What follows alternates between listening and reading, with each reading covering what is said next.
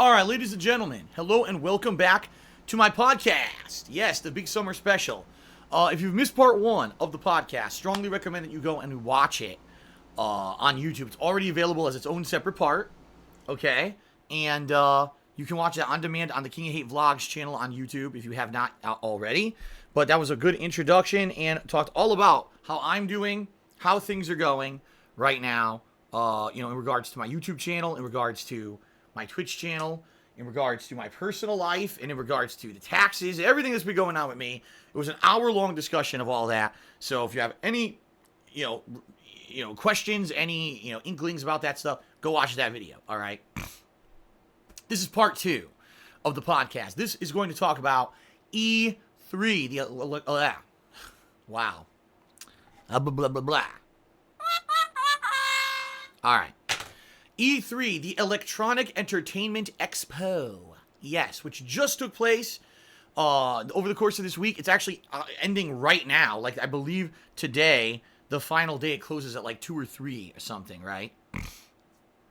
And so, that being said, there's a lot to talk about. Now, if you want an actual in-depth analysis of the six major press conferences that went on during E3, a major in-depth analysis, okay? EA, Microsoft, Bethesda, Sony, Ubisoft, and Square Enix. I have videos on that already live on DSP Gaming, my YouTube channel, analyzing all of those events. And you can watch them in depth. They're condensed. If those press conferences lasted an hour to 2 hours, usually my videos are around half an hour to 45 minutes each, summarizing everything they talked about, the pros and cons, everything, okay? What this segment of my podcast is going to do is, number one, I want to talk a little bit about Nintendo, in particular Smash, because that's what the big thing at Nintendo's, Treehouse Direct, or whatever the hell they call it, was. And I haven't talked about that publicly at all, so I want to talk a little bit about that. And then I want to do the best and worst rundown of E3. I've written the best things and the worst things of E3, and I want to talk about them. All right. And, this is going to be a good summary. If you didn't see E3 at all, or if you just want one place to summarize all the cool stuff that happened during E3 week, this is a good opportunity to watch this segment, because that's what we're going to cover. Now, if this goes through more quickly, I also have a gaming schedule update where I've outlined all the releases for the rest of 2018 that I'm interested in, as well as 2019. And I definitely want to talk about that, but I don't know if I'm going to take a break before I do. I don't know if I'm going to do it all in one big chunk, because I don't know how long it's going to go, or if I'll take a break. We'll see, okay? We'll play it by ear. But, all right, here we go. First of all, shout out to Malik2123, who just subscribed to the channel. Thank you, Malik, for the sub. And Austin just cheered and said Andrew WK1E3. That's one of the things I'm definitely going to be talking about. And the worst are these just oddball choices to do weird musical segments and stuff. But we'll talk about that, okay? All right. First of all, before we even get to the best and worst of E3, ladies and gentlemen, let's talk about Nintendo. Nintendo had their usual Nintendo Direct digital event. Instead of actually having a physical presence where they had a stage and they presented stuff at E3, they decided just to go the digital route this year, okay? They've done this for like 3-4 years now. Even though they did announce stuff, a new Fire Emblem and this and that, and I'm sure Nintendo fans, hardcore fans, will love that stuff. Undoubtedly, the major focus and pretty much only mainstream news that Nintendo had for anyone after Digital Direct Conference was the announcement of Super Smash Bros. Ultimate, what the game would be, and, what that entailed, and a release date, okay? So let's talk, because I want to give you the information, and I also want to give you my opinion on the subject, all right? So, Nintendo attempting to basically give in to the demands of fans, all right? Which is actually interesting, because a lot of the time Nintendo does not listen to fan feedback. They just do whatever they want. They decided this Smash installment was going to basically be the Ultimate, which is why they called it Ultimate. They are bringing back every single character that has ever been in a Smash Brothers game into Smash Brothers Ultimate. So if you want to play Ice Climbers, who hasn't been around for a long time, they're in it. What about Snake, who was removed from the last version? He's fucking in it. Wolf, he's in it, from Star Fox. Characters who you haven't played with for multiple games, they're back in it, okay?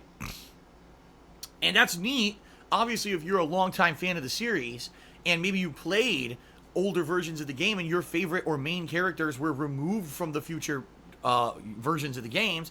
Now these characters are back. That's a great positive. In my opinion, Nintendo listening to what fans want in their game franchise, that's a thumbs up for me. Good job, Nintendo, because people always want to have their favorites in there. And when you had, the same thing happens with Street Fighter and other stuff, to have a game character and then remove it in the next one. It's like, why? You know, that Guile was my favorite character, and now he's not in the next version. That fucking pisses people off, right? Okay. That's good news. In addition, they're also tweaking all the gameplay mechanics. They made it so that certain characters have lots of differences. And in particular, the thing that I really saw was a major gameplay difference. A lot of people's ultimate smashes, or basically their finishing move, their super moves, have been changed completely. I guess some people thought that certain ones were overpowered or underpowered. And a lot of these have changed completely into new moves. Now, how will those moves affect the overall gameplay of the game? There's no way to tell until the game releases, right? We don't know how these, are they overpowered again? Or are they underpowered? You know, did the tweaking work? Did the certain character changes, tweaks that they made to the character gameplay styles work or not? We don't know. What about trophies? Because, you know, there's the character trophies that they have in the games. They added a ton of new ones or whatever. Are those going to affect the gameplay? We don't know. You know, some tournaments don't allow the trophies. Some of them do. So it all depends. But in essence, what they're doing with Super Smash Bros. Ultimate is they're taking the absolute best stuff from the franchise over the course of how long it's been out. I mean, 15 years. I think it started in the early 2000s on the GameCube, right? They want to make this the ultimate version for longtime fans who have been with them all along. They want you to play this game as a competitive game and enjoy it, and also be able to play it as just a party game and have fun. They want a little bit of something for everyone. All right, new stages, all that, okay? But by far, I think the thing that shocked most people and is the major criticism of the game is that during the press conference, they only said there's 2 new characters, and that's pretty much it. Now, they didn't definitively say there will never be any more new characters, but they only announced 2 new characters during this digital direct. Number 1, the Inkling from Splatoon, and number 2, Ridley. Now, initially, they seem cool. Ridley, in particular, seems pretty neat, but I have some strong criticisms of both of these characters. First of all, the Inkling has ink all over the screen. Shoot ink creates those puddles of ink from Splatoon on the ground, okay? Excuse me. By the way, I was wrong. People are saying that Smash started on the N64. You're right. That's how far back it goes. It goes like 20 years then. Okay. If the Inkling is constantly spraying fucking ink everywhere, ink on the characters, ink on the floor, ink everywhere, the whole game's going to be just ink everywhere every match. Now, in Splatoon, that's okay, but in Smash, how distracting is that going to be when every character's splashing ink everywhere as they're running through it, right? Like, for example, they showed a match with 4 Inklings. All I saw was fucking ink and squid shooting everywhere, and it was so chaotic, it was very hard to keep my eye, like, even focused on what was going on in the match, because there was just fucking so much ink. And I don't know if that's going to actually distract. You know what I mean? Like, sometimes they design a character in a fighting game that bothers you, bothers your eyes, or you know, it might actually just, what if you're trying to play a serious tournament match and there's just fucking ink flying everywhere and you can't really pay attention because of brightly colored neon fucking ink, you know? I'm a little nervous about that. I really am. I don't know what's going to happen in that regard when it comes to competitive matches.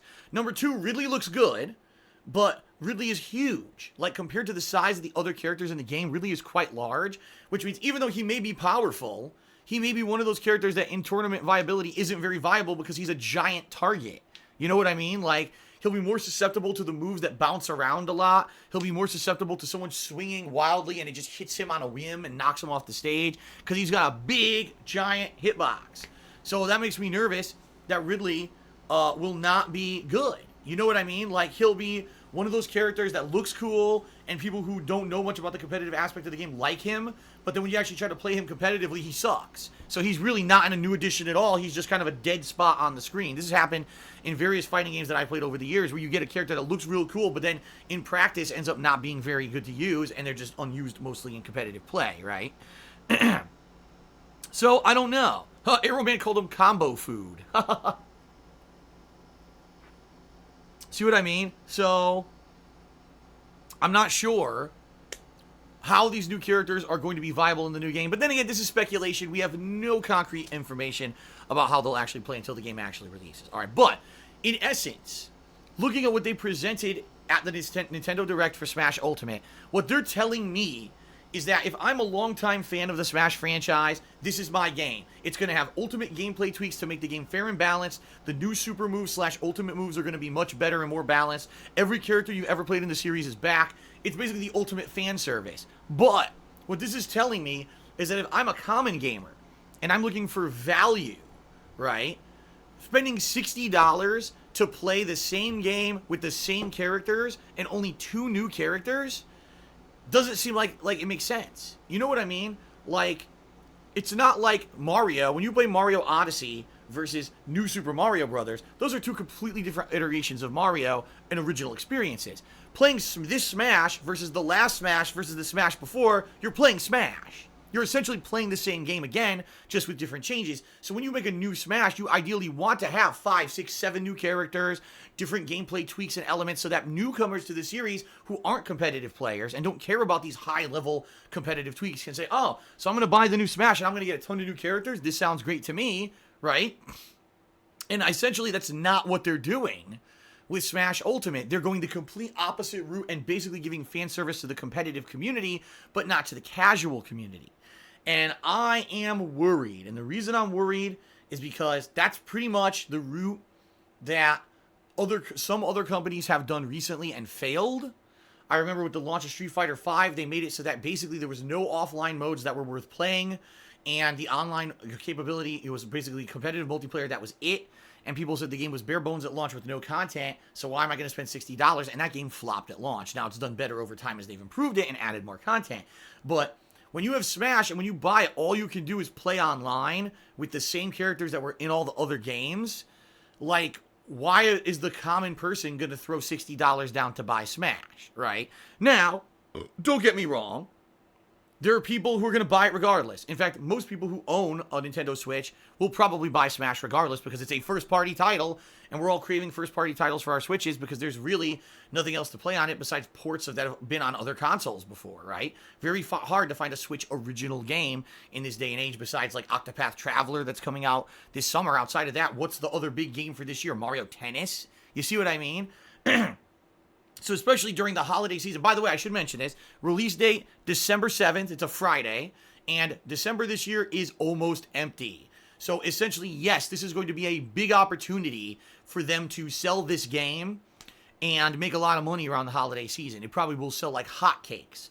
But for someone who's an outsider to the Switch, or to the Smash franchise, no major story mode, no real offline content besides just party gaming with your pals, and there's very few new characters, so if you played the last one on the Wii U or the 3DS, are you really getting your bang for your buck with this one? Honestly, the answer is no. This is a game that if you're a competitive player is crazy value, but if you're not a competitive player, you're not getting much value at all. And even the head guy who was presenting the Digital Direct said, I hope that you can forgive us for not having many new characters in this game because we put so much time into bringing everyone else back and tweaking the game to be the best it's ever been. So he's literally saying there will be pretty much no more newer characters besides the 2 we're announcing here. You know, maybe by chance there'll be another 1 or 2, but from the way he said it, there's no other new characters. Deal with it, because we spent all our time rebalancing the game to make it the best competitive experience, but not everyone cares about that. You see what I mean? So I don't know. I'm on the fence. You know, the last Smash for me was the first major Smash game I ever covered when I was doing stuff for YouTube. And I actually bought it on the 3DS first. Then I bought it on the Wii U. And I enjoyed both, but essentially I didn't really play them on a competitive level. So after playing them over a couple sessions for a week or 2, I was done, you know? And I'm wondering, is that exactly the same situation that's going to happen with Smash Ultimate? I'll get it in December. I'll play a few sessions. I'll be bored within a couple days. And, you know, with only limited new characters, am I really going to care about playing the game longevity-wise? You know what I mean? I don't know. So, I don't know. I'm sure you all have various opinions. I'm just relaying the facts to you that I saw. Will I be getting Smash? Right now, it's not a definite, but it's not a no. Like, I'm interested in it. Maybe if they do announce more new characters or whatever, I'd be more intrigued. But right now, I'm kind of like, I wasn't really impressed or blown away by what they had to present at E3, but maybe you were. If you were, like I said, a longtime fan of Smash, you might have liked some of the tweaks and things that they're doing, okay? Alright, guys. So, anything else you want to know about the E3 press conferences, you go watch the videos on DSP Gaming. But what I'm going to do right now in this segment, I'm going to run down the best and worst of E3 2018.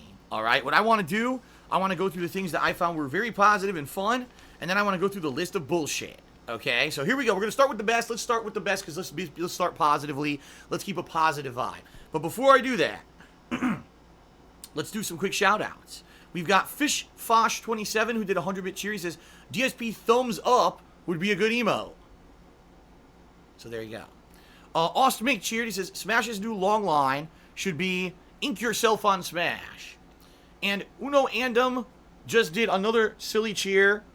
Oh, no, he didn't. It's not silly. It's a serious one. Holy crap. I take that back and I apologize. He says, are you going to stream Dragon Quest 11? I might. I love the Dragon Quest series. As a franchise, I've played many of the games before and loved them. Okay. And that being said, I'm thinking it may actually be my very first ever Dragon Quest game that I'm going to cover. I think it may be. Okay. All right. Ladies and gentlemen, in my opinion, the best of E3 2018 rundown. Let's get through this. Number 1, Unravel 2. The fact that this game developer went out of nowhere from being an unknown guy who was so nervous on the E3 stage 3 years ago, his hands shaking, sweating profusely, could barely speak, holding Yarny, right? To releasing a game that was incredibly well received, one of the best platformers in recent memory, and then now making so much money and being so successful, he was able to make a sequel that dramatically improved the quality of the game by adding cooperative puzzles. You know, the game is number 1, it's 2-player co-op, which is great. Or you can play it solo like I'm currently doing, and the puzzles are just as fun and ingenious. It's like a Cinderella story. It is. And it's funny because out of all the things that were presented at the EA Electronic Arts press conference, most of it was horrendous bullshit. But the two things that shone brightly were Unravel 2 and Sea of Sorrows. Was it Sea of Sorrows? No, Sea of Solitude, excuse me.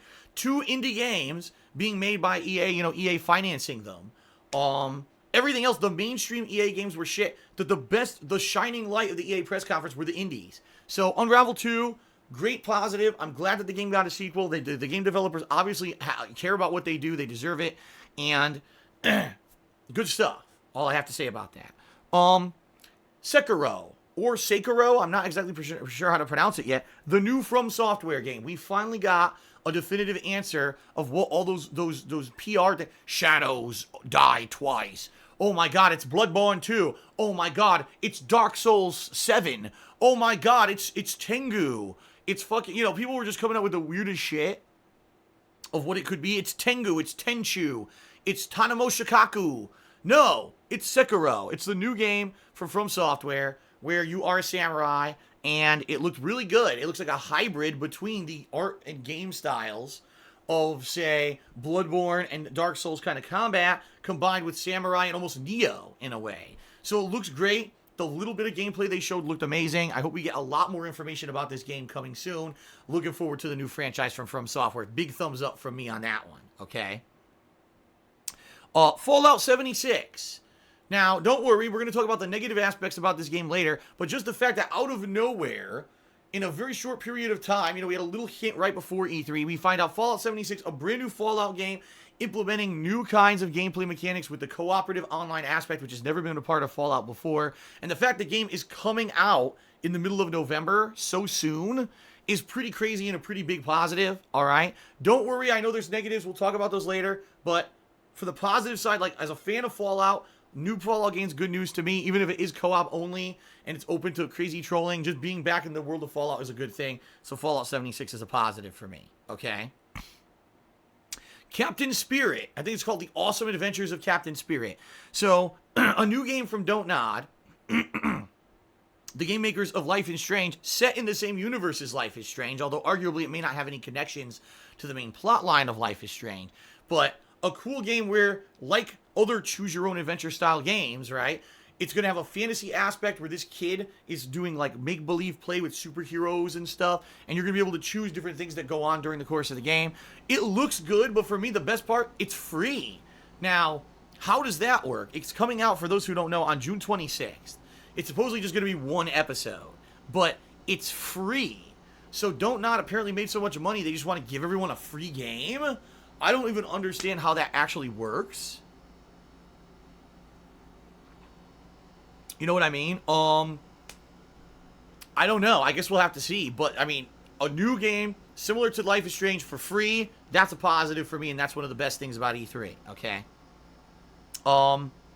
Shout out.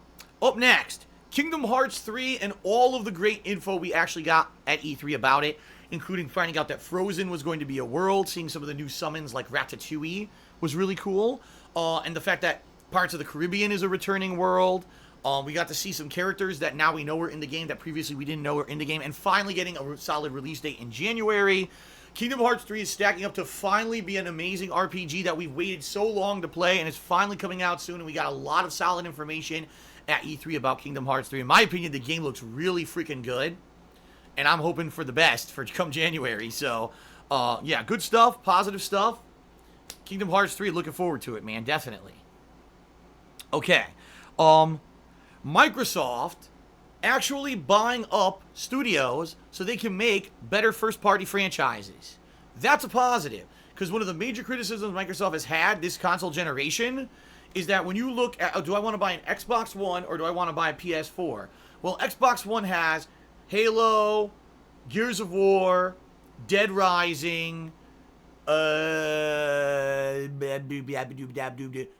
right? Well, PS4 has Bloodborne. PS4 has God of War. PS4 has, and I could keep going. Like I could go through a laundry list of ridiculous amounts of console exclusive amazing games on PS4 that are not present on a Microsoft console. And so people who bought the Xbox One actually kind of feel like they're getting the shaft. Like I know a bunch of people when God of War released in April said that's it, that's the last straw. This game is amazing. I want to fucking play it. I'm tired of only owning an Xbox One and missing out on these great exclusives. I'm buying a PS4. And a lot of people caved, and in the month of April, they bought a PS4 exclusively just to play God of War. Okay? So that being said, the good news, one of the best announcements at E3, is that Microsoft is actually buying up game studios to bring into their fold so they can make better first-party exclusives. If anything, what we've seen is that that's exactly what they need. There's nothing wrong with the Xbox One as a console. In fact, the Xbox One's backwards compatibility is amazing. The fact that you can play so many Xbox 360 and original Xbox titles on it and not needing to own those old consoles is great. But the fact that you don't get the exclusives you get with the PS4 is a huge negative detriment, and that's something that they needed to improve. So the fact that they're actually trying, they're buying studios, they're trying to actively improve is a good sign, and Microsoft is finally getting the fact that they need this to succeed. That's good news, okay? Okay. I almost said shout out again. You know what? Let's do some quick shout outs. Arclight cheered. He said, bro, I just got back from an interview. I think I got the job. Your beard looks fresh. Did I just shave? Oh, yes. I'm nice and smooth for the podcast today. Nice and smooth for you all. Yes, I shaved last night. And Austin Cheerty says, when you use Mixer, facepalm emo. We'll talk. Actually, did I put that in my worst? I actually don't think I did.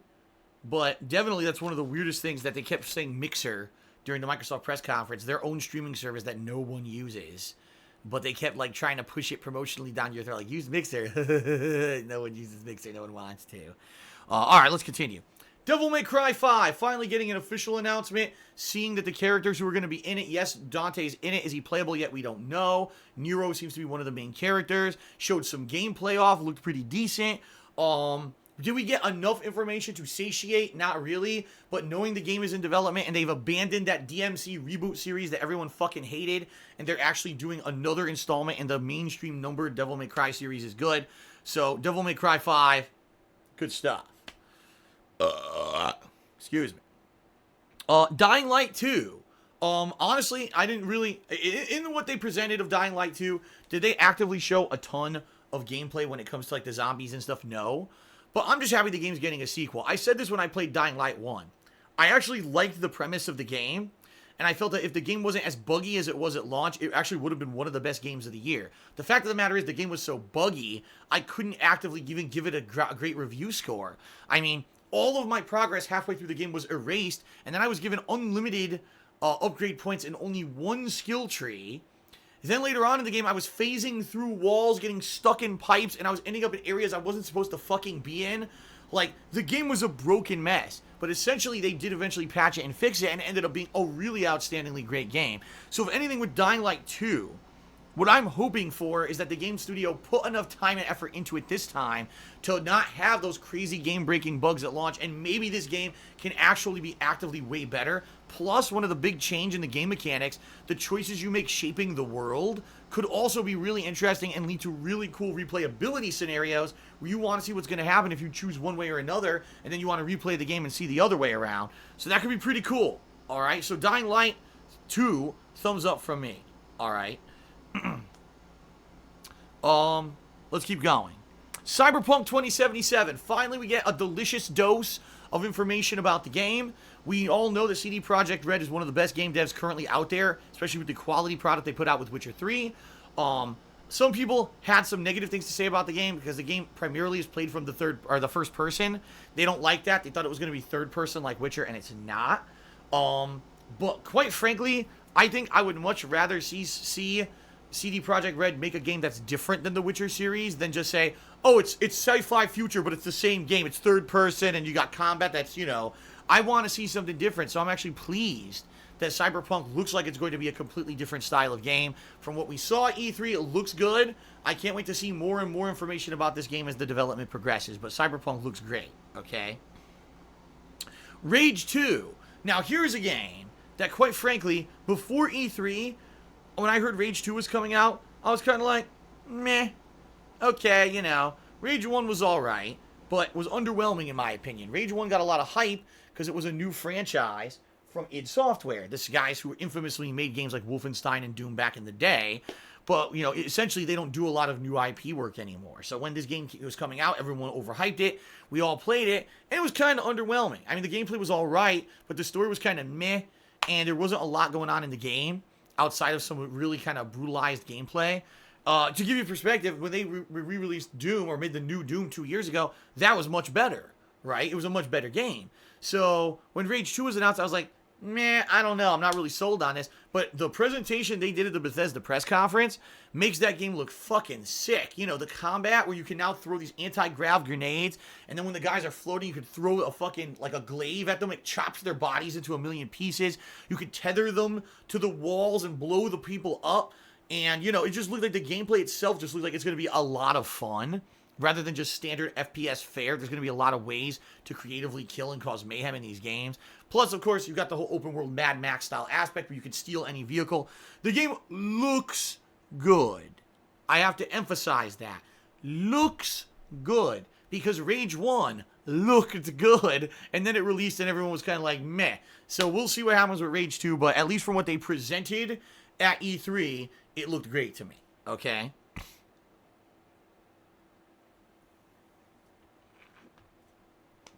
Alright, up next, Doom Eternal.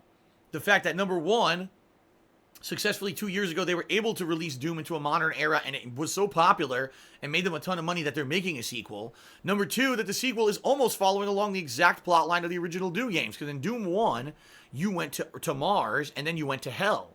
In Doom 2, Hell comes to Earth. Well, in Doom Eternal, the same thing happens, and it looks like they're bringing in a lot of the creatures and enemies that previously from the Doom franchise were not present in Doom 1, will be in the sequel.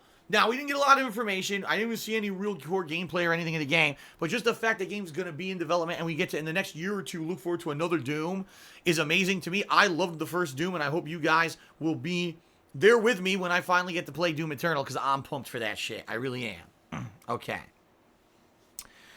Also, Wolfenstein, The Youngblood. Now, this is interesting because we've never seen a Wolfenstein game take place in the modern era. All the Wolfenstein games that we've really played have been back in the World War II era, or maybe a few years after. This Wolfenstein game is going to take place in the 1980s. So that could be interesting to see all the shit that happened in the 80s. Hair metal and neon shit and all the weird pop culture stuff that was going on in the 1980s, combined with this plotline that the Nazis won World War II. The fact that for once it's not B.J. Blazkowicz who's going to be the protagonist, but instead his daughters, his twin daughters. And the fact that it could be played co-op. Interesting. I like it. Again, can I say definitively it's going to be good? No, but I like the Wolfenstein franchise, and I like that they're finally doing something a little different with it. I'll be honest, I did like Wolfenstein 2, but I thought that it was more of the same, to the point where I was hoping for a little bit more, and there wasn't enough variety. Now, hopefully, we'll get great variety with this game, so we'll see, okay? Alright. And then the announcements of both Starfield and Elder Scrolls 6, although we got literally a big goose egg, 0. I can't line my hand up. There we go. 0 when it came to the amount of information we received about these games. Just to know these games are in development and Bethesda is working on new IPs rather than just the same, 5, 6 IPs they've had since the 1990s is a good sign, and I'm happy to hear about that. So there you go. Assassin's Creed Odyssey. All right, Assassin's Creed Odyssey. If you're not aware, a new Assassin's Creed game. Now, even though there are criticisms to be said about the game looks very similar to Assassin's Creed Origins. Is it really going to be that much of a departure, or is it going to be Assassin's Creed Origins with a skin, so it's in Greece now instead of in Egypt? I get that, and I understand those criticisms. But for me, I really liked Assassin's Creed. God, my head is itching right now. I really liked Assassin's Creed Origins. And even if this game is kind of a cookie cutter, copy, wash, rinse, repeat, same kind of a game, I'm okay with that. Excuse me, as long as it performs well and runs well and doesn't have the issues that, say, Assassin's Creed Unity had. Where, remember, the problem that we were always afraid of is that every year there's a new Assassin's Creed game, and sometimes it's great and sometimes it's a piece of shit. So as long as this game isn't a piece of shit, it should still be good. And the fact that it was just basically announced at E3 and is coming out in October. Again, another game, AAA game coming out within like 4 months. That's always great news, and that's always going to make my best positives list, okay? The Last of Us 2, obviously we got our first taste of real gameplay of the game, even though we don't know if really that's what the game's going to play like or not. We got a lot of information about the game, although, admittedly, it opened up a lot more questions than it actually did answers. But just to know that it's in development was a good thing, so definitely that's one of the best. Ghost of Tsushima, of which I had never seen anything regarding whatsoever, and after just seeing the little bit of gameplay and promo that they had at E3, the game looks incredibly good to me, and I'm actually very interested in playing it. So Ghost of Tsushima, one of the best things. Resident Evil 2 Remake, I mean, I think this may be one of the best things at the whole show, because we'd heard that this game was being made for years, but we had never actually gotten any real gameplay mechanics, any visuals. We wanted to know about it, and all of a sudden Capcom dropping the huge mother bombshell of all bombshells. Not only is this game pretty much done, it's coming out in January. That's pretty damned amazing. And for those who don't know, for those who actually don't know, because maybe you didn't watch further gameplay coverage of Resident Evil 2 Remake at E3 after the press conferences ended, people playing it are saying the game, even though it has the control scheme of, say, Resident Evil 4, that it's almost 100% survival horror. Ammo is scarce. You have to have precise shots to take out the enemies quickly. Tons of jump scares, limited resources, real sense of horror that you don't get in the more run-and-gun style Resident Evil games. The plot is really good because it's the original plot with added scenes, added characters. The whole station and everything is redesigned from the ground up. So it seems like this game is going to be outstanding. And I'm very excited about it now. And the fact that it has a January release date is just icing on the cake. Like I said, this year, 2018, early on in the year was very slow. It seems like we're going to have a hell of a January and February come 2019. I'm pretty pleased with that. We'll talk about that when I get to the gaming schedule in just a few moments, okay? All right. Death Stranding. Even though, again, what they presented at E3 seemed to pose a lot more questions than answers, we finally got to see maybe what kind of a game this game is going to be. We got a little bit of the plot. We finally see some of the really cool voice work, cutscenes, mocap, all the stuff that's been done about this game so far. And, even though it's a weird-ass game for sure, it certainly seems like it's going to be an entertaining and creepy game from Kojima. I'm excited. I hope you guys are excited too. And finally getting some answers was the good thing. For how many years? 2 years. We teased, and we don't know what the fuck it is. We finally got some information and answers this year, which was great. Okay. Neo 2. We got zero info about the game, but just knowing that the game is in development is good enough for me. That was good. And the last, in my opinion, best of E3 moment, all the coverage they gave to Spider-Man, because before now we kind of heard the game was good and we've seen some stuff. There's been a tremendous amount of gameplay and stuff that's come out of E3 with the new Spider-Man game. It looks outstanding. The web swing, the freeform web swinging through the city looks like the best ever done in a Spider-Man game. The combat looks like the best ever done in a Spider-Man game. Not only is it timed button presses like the Batman Arkham franchise, but now you have the ability to do launchers, pull the enemy down, whip them, pull them to the ground, do bounces off of walls, combos, building up super abilities. We could jump up and web everyone at once. It seems like the combat's going to be incredibly free-flowing, a lot of fun. The fact that they have so many villains, just in the promo, it was like 6 or 7 major Spider-Man villains. So this game looks like it's going to be really damn good, and I'm actually very excited come September for Spider-Man. Spider-Man games are always some of my favorites, and we haven't had a Spider-Man game in a really long time, so I hope you guys will check out my Spider-Man playthrough this September. It's going to be a lot of fun, okay? All right. Now, Third Eye the Third says, what about the meaning behind Death Stranding? You said that you would go deep detail into it. Here's what I think. Because what we saw at E3 was very cryptic. Here's what I think. So the name of the game is Death Stranding. What we see in the footage of Death Stranding is Norman Reedus as a delivery man, and he's delivering various things. Now, at one point, you could definitely tell it's a mummified body on his back. At other times, it's just packages. I get the feeling that it's life itself, okay? Living creatures are some kind of power source or currency or something in this game, all right? As seen when he has almost like an embryonic baby on his chest in this container of like almost embryonic fluid, and it powers a lamp on his shoulder. So apparently life is a power source. Maybe it's the source of electricity in this world or the game world, okay? Because by the way, you guys might not realize this, but human beings do generate electricity. Everything that happens in your brain is electric signals. Everything that makes you move is electric signals. So we generate electricity. So that's my first premise, is that human beings are kind of the source of energy in this game world.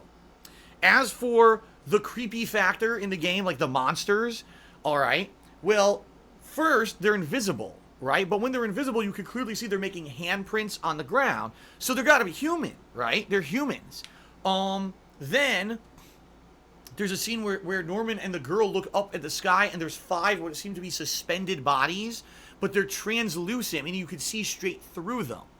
So it seems like during the daytime, whatever these creatures are invisible, but at night, when you don't have all that light to make them translucent, you can see them, and now they look like dark, creepy shadows, and they seem to have like tethers or tentacles or strands coming out of them, almost like a puppet and a puppet strings, a marionette. That's what it looks like. These creatures are almost like puppets or marionettes, okay? And as you saw, they try to kill you. They try to grab you. And if they grab you, they suck you into some kind of darkness or whatever. And we haven't seen much of that yet to know what that is. But apparently that's bad. You don't want that to happen. So what I'm assuming in this game is that something has happened to the world. There's some kind of, maybe it's an epidemic. Maybe it's an invasion. I don't know. And people who die or are assimilated into this darkness factor get sucked into these strands or things that control them and turn them into these creatures that now have to go get more people. So maybe we have a fight between light and dark. Maybe life is the source of light and power, and darkness is the source of death. See, death is powering the dark, and that's why you can't see death during the daytime, because it's dark power. But then at nighttime you could see it because it's darker at night. See what I mean? But the whole thing, Death Stranding, I think the dead or dead people are connected with these strands, okay? And that's the whole premise of the game. Whatever, maybe the whole game you're trying to figure out what is doing this, and you find the source at the end or something, right? That's kind of what I'm seeing based off of what I saw at E3. It could be completely wrong, but I think now the title finally makes sense. Death Stranding, what the fuck does that mean? Well, it looks like the dead are attached by these crazy strands, right? Whatever they are, like marionettes, and then they try to kill the living. So that's what it seems like the premise of the game is, and you use the power of life to try to stay alive. There you go. That's my theory. I could be completely fucking wrong. That's my theory from what I saw at E3. Okay? All right. Let's flip the paper here, guys. Now let's do a rundown. The absolute worst of E3. All right? Now, in general, before I get to specifics, I just want to say the musical performances. Even though there are some really good artists that sometimes perform at E3, E3 is not a concert as much as game publishers want it to be.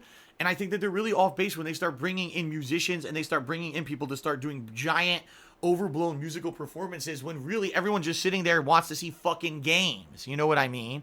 So you take a look at Andrew WK storms in to play a song for Rage 2. They're not even showing Rage 2 gameplay during the fucking song, which is what everyone wants to see, right? You got a guy sitting there playing a fucking banjo at the beginning of the Sony press conference. All we want to know is what the fuck you're there for. Who cares about your fucking banjo? Everyone would have grabbed that banjo, slammed it, smashed it on the stage. Anyone here ever seen Animal House? In Animal House, there's a hilarious scene with John Belushi.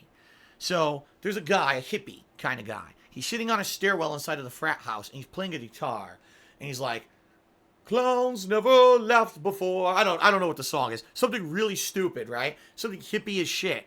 And John Belushi is wearing, I think he's wearing a toga. It's a toga party. And he's walking by and he looks at him. Like this, right? He walks away. The guy's still playing. He walks back. He looks at him again. He goes, can I see that for a second? Takes his guitar. Smash, smash, smash. The pieces are flying everywhere. And he hands it back to him. He says, here, have a good day. And he walks away. That's what you want to do at E3 when a fucking musician comes out and derails the whole show. You know, I'm not here for music. There's plenty of other venues I can listen to music if I want to. Not to say that the people here aren't skilled and they deserve respect, but when you're the banjo player at the Sony press conference, the last thing I want is to fucking hear from you, and it just takes away from their performance because I don't give a fuck about that. I want to hear about the games. So, the worst of E3, once again, can we please not get fucking musical performances and just get to the fucking point of it all? There you go.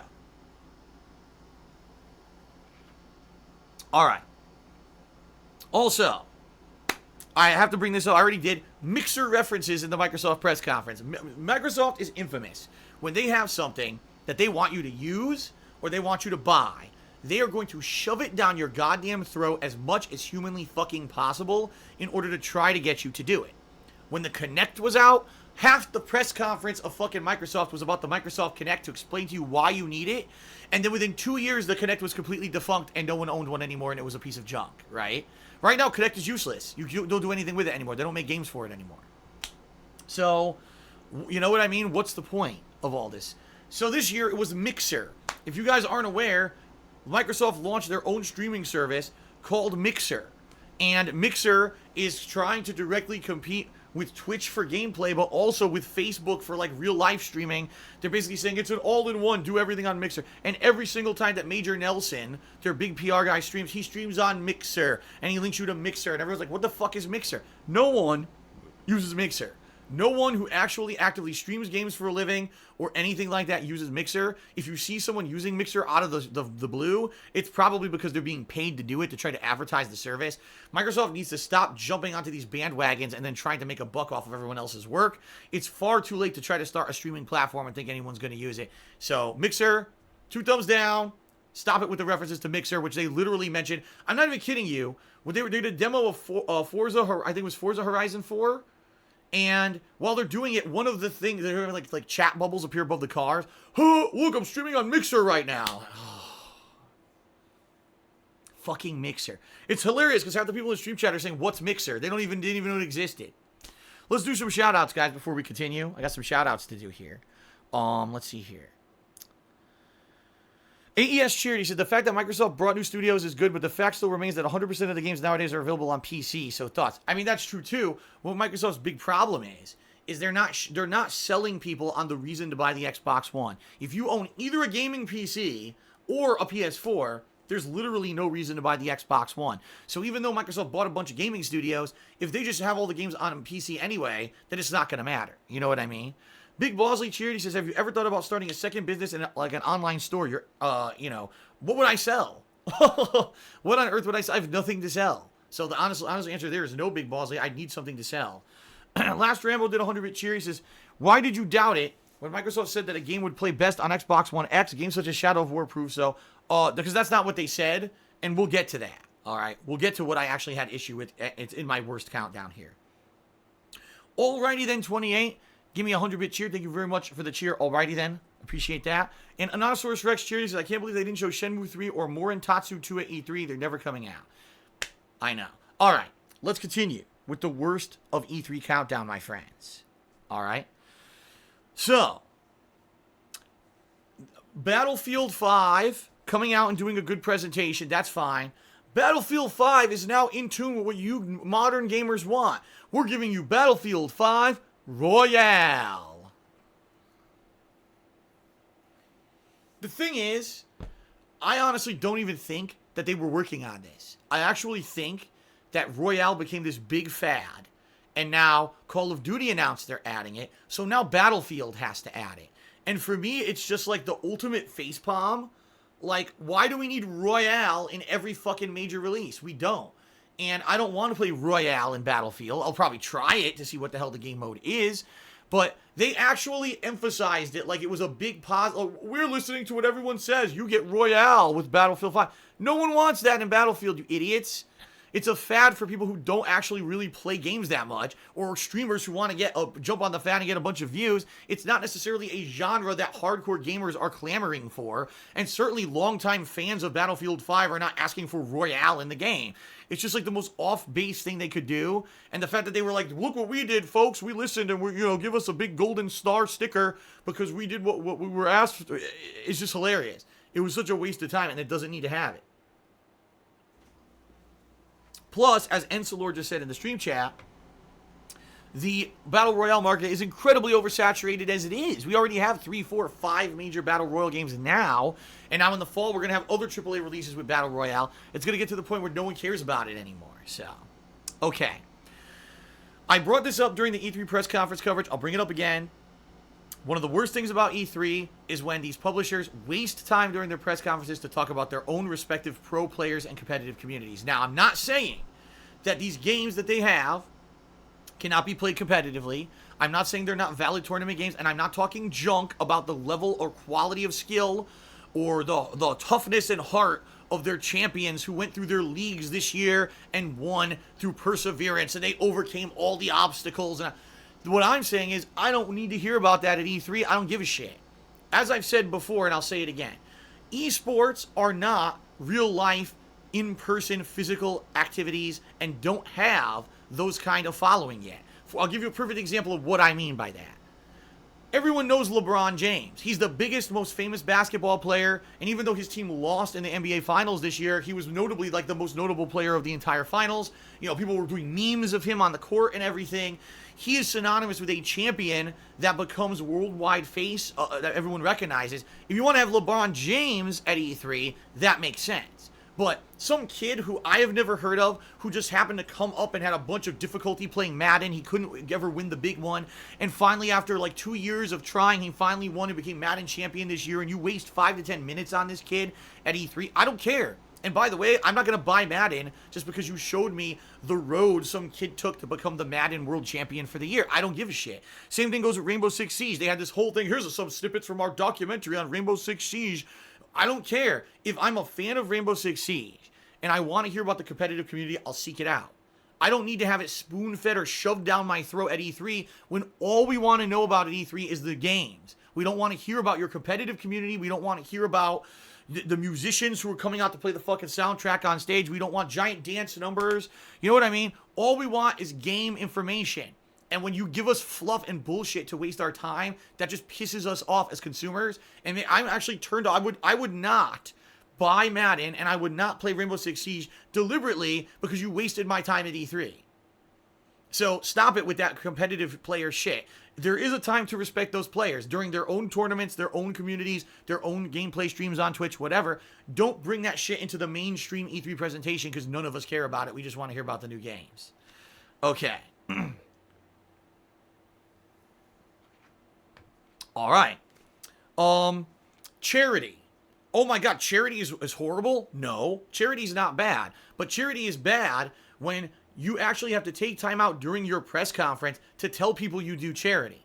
My opinion, I have a very different opinion on charity than a lot of people, all right? For me, charity is a private thing.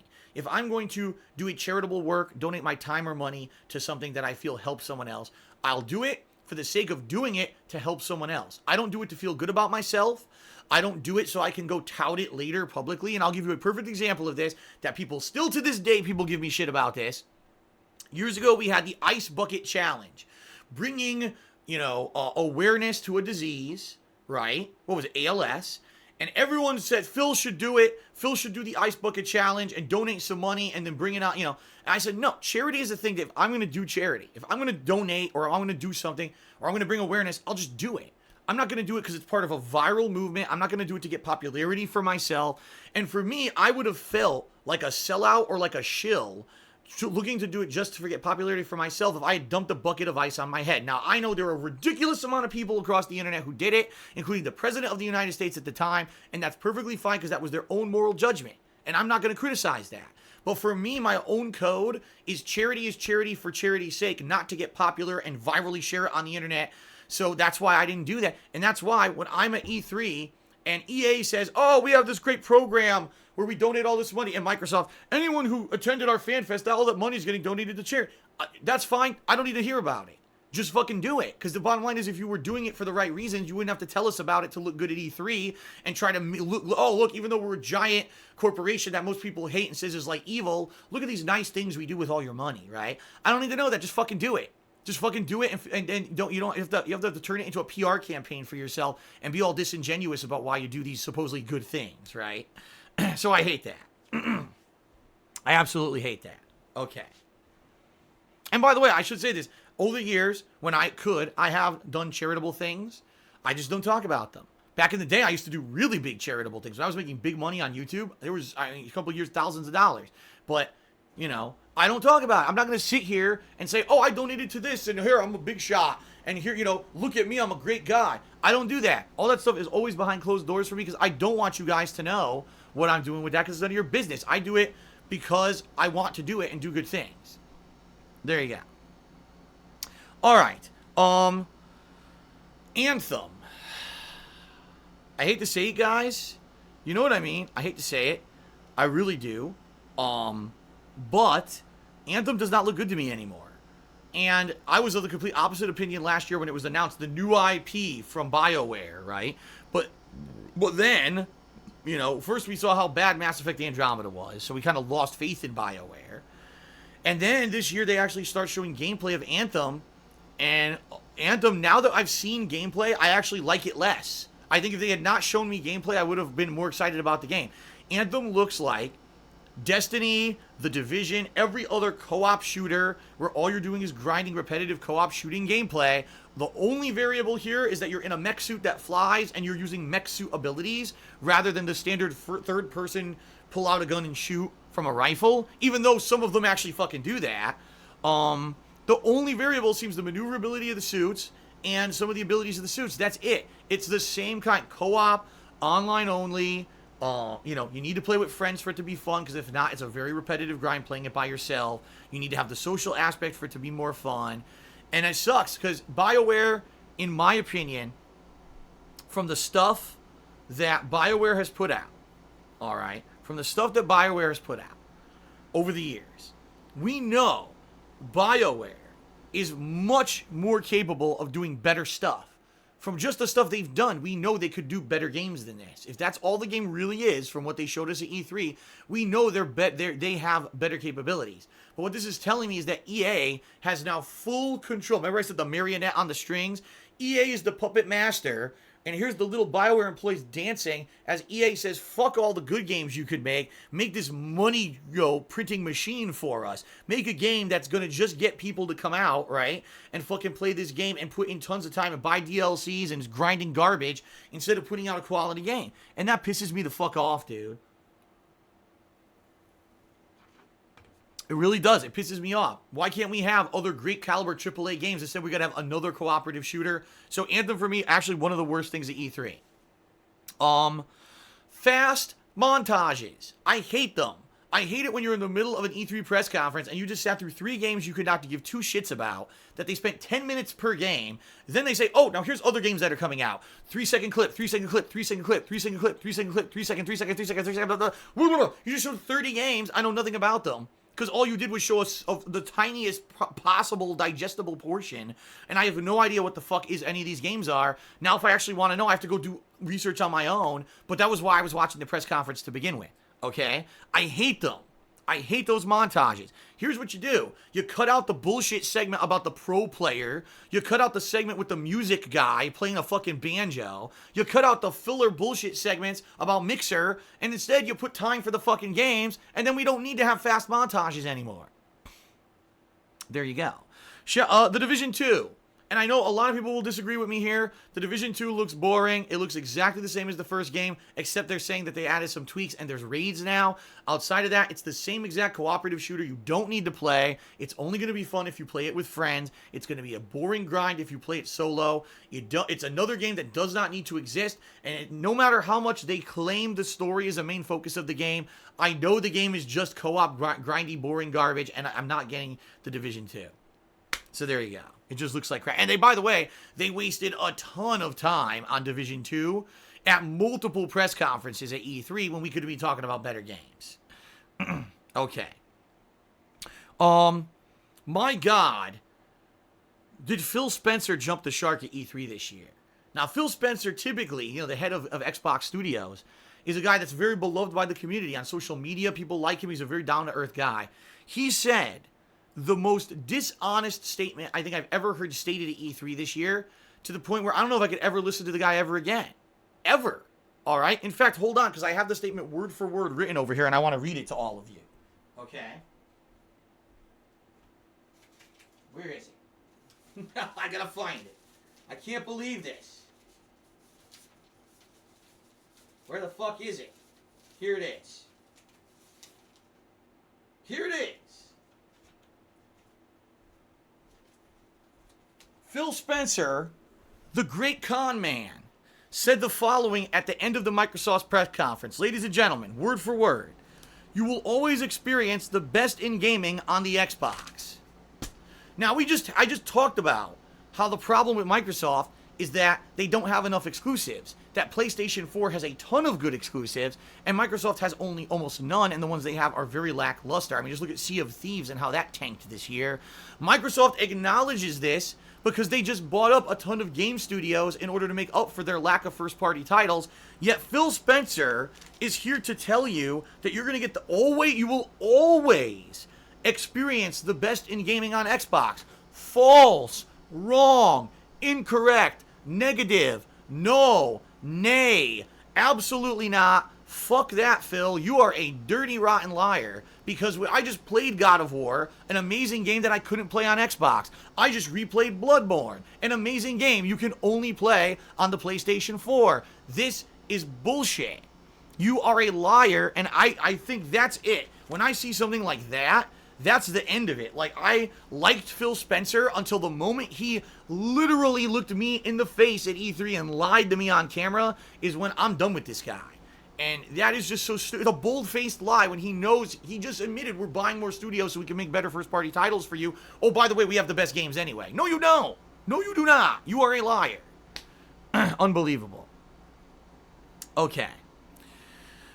Fallout 76. Now, wait a minute. Phil said this was one of the best of E3. Why is he bringing this up as part of the worst of E3? Well, quite frankly, guys, the reason I am is because even though Fallout 76 is a great announcement, there's a lot of things about the game that left a lot of negative impressions and questions about how this game is going to fit into the Fallout universe. For example, there's no NPCs in the game. Zero. We're going to have enemies to fight and other humans to interact with. No NPC vendors, no NPC story. The game's online only. You don't have an internet connection, you can't play Fallout 76. See what I mean? Like, I don't know how this game's going to pan out. It seems to me like this is purely co-op online grinding garbage. Again, the same kind of fad, which I've talked about a million times already in this podcast, that it's not going to translate into a great game. It's going to be a fun experience when you grind with your friends, and outside of that, there's nothing else to do in the game but grinding co-op, and that's it. It seriously doesn't seem like it's going to be that good to me. And at first, I was super pumped. It's the best of E3. And then when I got more and more details, I was like, shit. You know? So, we'll find out. Because I am going to try it. I mean, it is Fallout. I am going to try it. And I'm going to see, some of my viewers who've co-opted with me in the past, maybe like Kekin or Tiger Power Gaming, or maybe Venomous Fat Man would like to join me. I'll see if I can get a grouping of a few people who are regulars who want to come in and maybe check out this game with me if they're interested.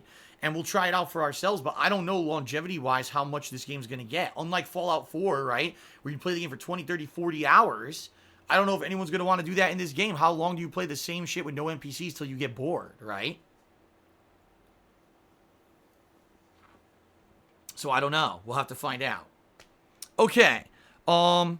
Just Dance. Just Dance. I don't even have to go into any detail. The whole fact that they wasted so much time, again, on Just Dance. Okay. Oh, now this was a big one for me, too. So, Rainbow Six Siege, another Cinderella story. This is a game that when it came out was a broken piece of crap. Everyone hated it. The game developers stuck with it, worked on it, patched the shit out of it, fixed it, improved it, and now it's a very popular game, especially in the competitive circles. That's good news.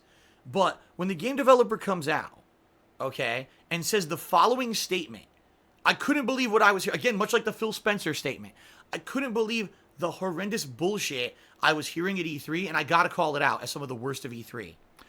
Rainbow Six Siege has had 35 million players. Rainbow Six Siege has 35 million players, this guy claims. All right, just to give you guys some perspective.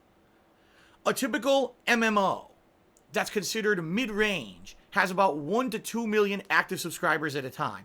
A big popular MMO can be way more than that. All right, but a mid-range MMO, which is meant to be a multiplayer game with tons of people playing at a time, 1 to 2 million. The Last of Us 1, right? Arguably the best game of, the past 10 years by a lot of people's standards. Sold 17 million copies. The Last of Us, a game that sold not only on the original PS3, but then they had a remake on the PS4, only sold 17 million total copies, okay? You're gonna fucking tell me 35 million fucking people bought Rainbow Six Siege? Are you a fucking asshole? Like, how stupid do you think I am? How absolutely dumb do you think I am as a consumer to believe that ridiculous fucking lie? 35 million people played Rainbow Six? I don't think a single version of Rainbow Six in the history of Rainbow Six has sold 35 million fucking copies. This guy is out of his mind. This guy is smoking the fucking pipe. This guy probably had fucking, LSD up the ass when he walked out on stage if he actually believed his 35 million is a correct fucking number. He's a nut job.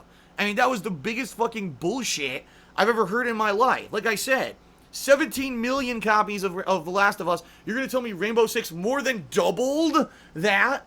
Are you out of your fucking mind? Get the fuck out of here. And the thing is, these game developers use these numbers all the time.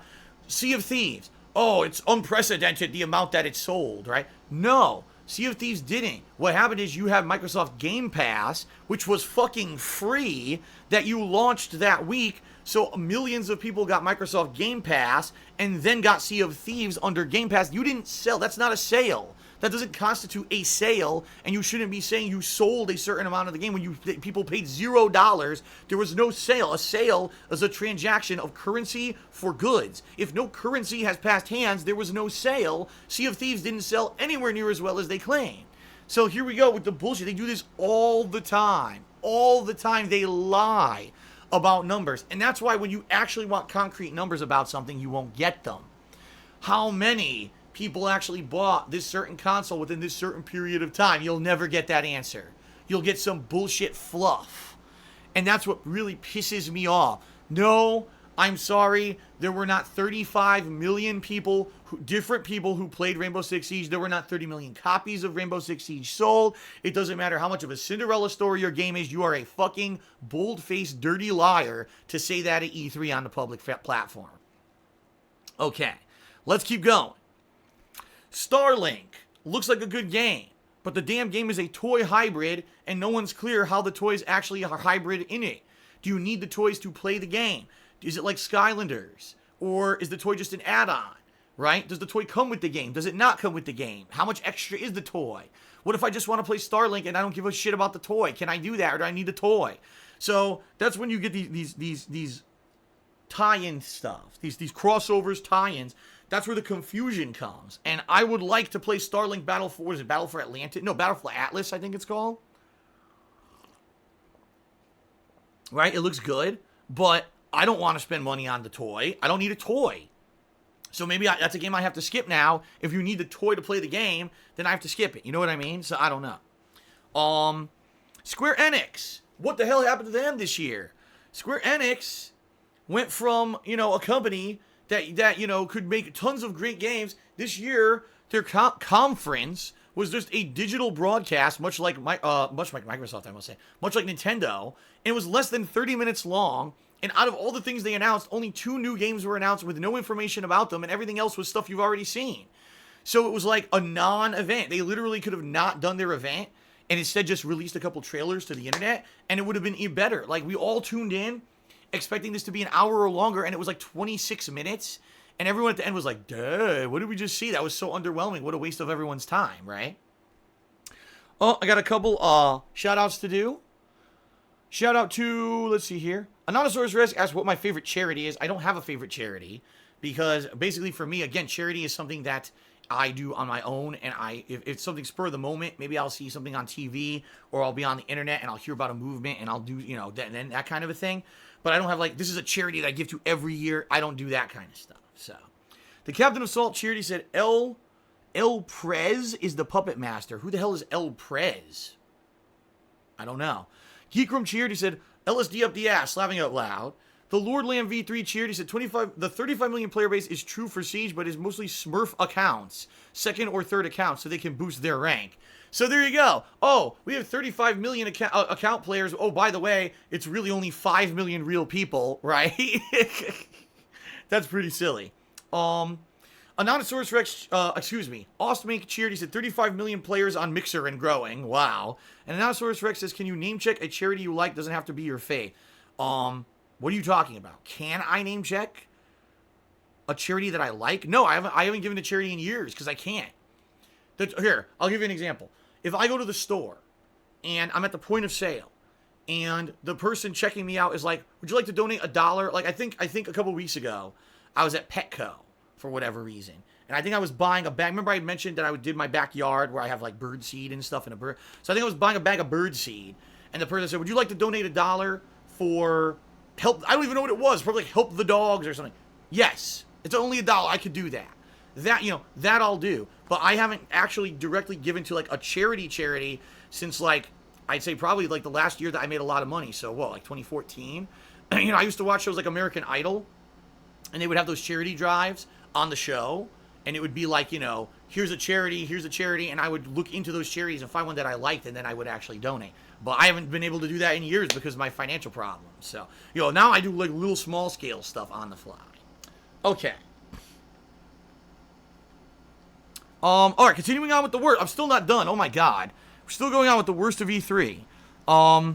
Okay, everyone's going to agree with me on this one. Sony typically does the best press conference at E3. I don't know what the hell they were thinking with the barn. You know what I mean? When they opened up their show this year and all the people were inside of a barn and they had the guy play the banjo. They showed The Last of Us 2. Now we have to have a 15-minute intermission for people to leave this fucking barn and go from the one barn area to the next. You know what I mean? That was such a waste, and there was nothing added to have those people in that barn. It was an idea from some idiot who thought this would be some esoteric, wow, break the fourth wall kind of an amazing deal, and it didn't translate well into anything. It was just terrible. Some people are arguing with me it was a church, but it was supposed to be a barn, a church in a barn, because that was supposed to be like a square dance that Ellie was at. So it was really stupid. And worst of E3, please, people who are doing these press conferences in the future, we don't need this shit. You don't need to see people moving. Bullshit. Sit down, watch games. That's what the press conferences should be. Okay? And of course, going along with that same thing, finally when the people leave the barn and they go into the actual auditorium where it's going to be, the rest of the presentation, and they sit down, what the fuck was up with that woodwind guy? So first of all, there's a guy, he's white. He's white, he's not Asian, he's white, yet he's dressed in traditional Asian garb, and he's playing an Asian-style woodwind instrument, obviously part of the Japanese culture, because the game that he's doing it for is Ghost of Tsushima. And he goes, he wasn't even like I've heard a nice woodwind. He goes, doo doo doo doo doo doo doo. It wasn't even like that. He was just like, woo. It sounded like an elephant was drowning. It was like, what the fuck is this? Now, number one, he's not even Asian. He's not even like an authentic guy who, this is part of my culture, and I grew up with this as part of my people's tradition, and that's how I learned this instrument. It's some white guy dressed like an Asian guy playing this woodwind. It's like, oh boy, oh boy, oh boy, and kill me now. Just show me the games. Okay, two more things, and then we'll go. We'll give it a break. I know I've been over an hour here on this segment.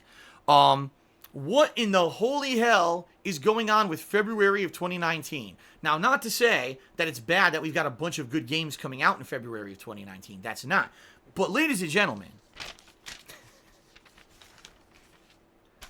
1, 2, 3, 4, 5.